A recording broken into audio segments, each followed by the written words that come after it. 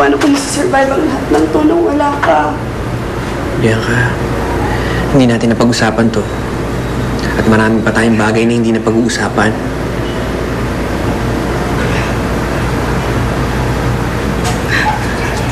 What you promised, Papa? Hindi mo ba naiisip? Siguro nangyayari ang lahat ng to para finally maging okay tayo. Malungkot man isipin, pero siguro Papa had to leave para maging daan sa pagbabalikan natin. Babe, let's not fail him. Hindi ganun kadali. Hindi ganun kadali ibalik ang dati.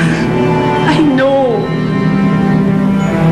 Pero handa akong gawin ang part ko to make this thing work. This time, it's for Ames. I can't let you stay here. It wouldn't be fair to me or to you.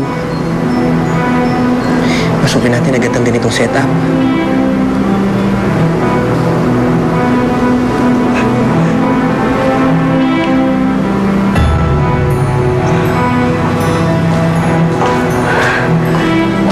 Dave, ano to? Bakit may photo ang babaeng to dito? Di ba kakampi siya ni Gwyneth? Have you really lost your mind? Alisin mo to dito! Alisin mo! Alisin mo! Ano ba?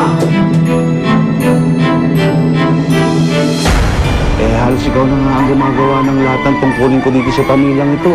Baka mamaya nakakalimutan mo na yung sarili mo. Don't look at me like that. Siya ang tignan mo ng ganyan. Kanina pang may hinahanap na babae. Eh, ano naman? Tsaka pag nag-boyfriend yan, mabubuntis lang yan. Bakit ba ngayon ka pa nagtamad-tamad dyan? Hindi ko nga alam eh. Parang lagi akong pagod. Gwyneth! Gwyneth! Tawagin mo si Helen! Tawagin niyo si Helen! Gusto mo talagang malaman kung anong ibig kong sabihin, Dave? What if wala siyang sakit? At ang totoo ay yung kumakalat na chismis. Nabuntis siya. Natakot ka, no?